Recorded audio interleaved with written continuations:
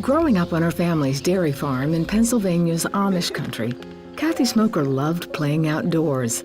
She seemed happy and carefree, but she was keeping a secret she dared not tell anyone. I was being sexually abused as a child. My abuser stalked me, and he was over on the farm almost daily. It was a very close neighbor. Kathy doesn't remember when the abuse started, but she remembers how it made her feel.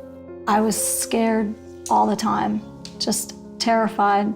It got to the point where I didn't want to go outside alone because if he was over, he would find me. And so I was always looking over my shoulders. Anxiety and fear and a lot of confusion. Kathy tried hiding, but the man always found her. He convinced her that what he was doing was okay. I really completely accepted it, and I completely believed it was the truth. I would look at other kids and I'd be like, well, we're all in the same boat. Deep down, she knew it was wrong. Out of fear, she told no one, and the abuse lasted for years. It didn't stop until she was 14 when her family moved away. By then, her self-worth was shattered. Well, as a teenager, I had just an extreme amount of anger and self-loathing. I really did have a lot going for myself, but I didn't see it, couldn't see anything good in myself. She was also overwhelmed with fear. I was afraid somebody would abuse me again. I was afraid of getting killed. I was afraid of men, not all, but some. And I always had this fear that somebody was stalking me. When she was 18, she left home and moved in with a friend.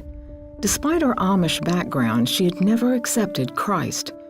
One Sunday, she went to church with her roommate. I just wanted to know something greater than myself. Desperately wanted that, because myself wasn't doing very good. She gave her life to Christ and left the Amish way of life. As a believer, I discovered that I need to really seek God with all my heart. I got to the place where I trust God.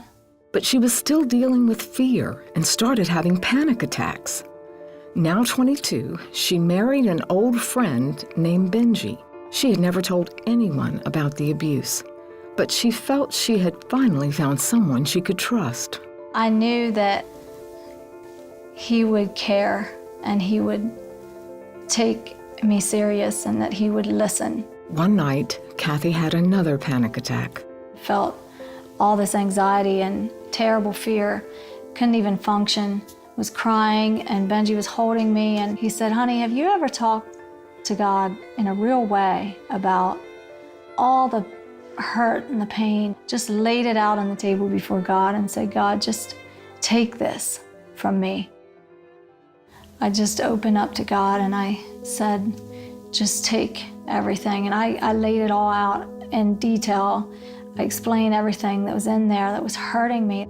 I could just feel his presence so strong, and he just took it from me. And I never had a panic attack again after that night. Kathy went to a Christian counselor, and over time, she was able to shed the feelings of anger and self-hatred. God gave everybody a choice. And the same as he gave my abuser the choice to abuse me and many other kids, he also gave me a choice as what I'll do with it. I had a good counselor to help me work through things. I had God. I just had people around me that were very key in helping me on my healing journey. Today, she and Benji have 4 daughters, and Kathy mentors young women who are survivors of sexual abuse. She loves to tell them how Jesus freed her from the pain of her past. To me, Jesus is the reason that I can enjoy life, really.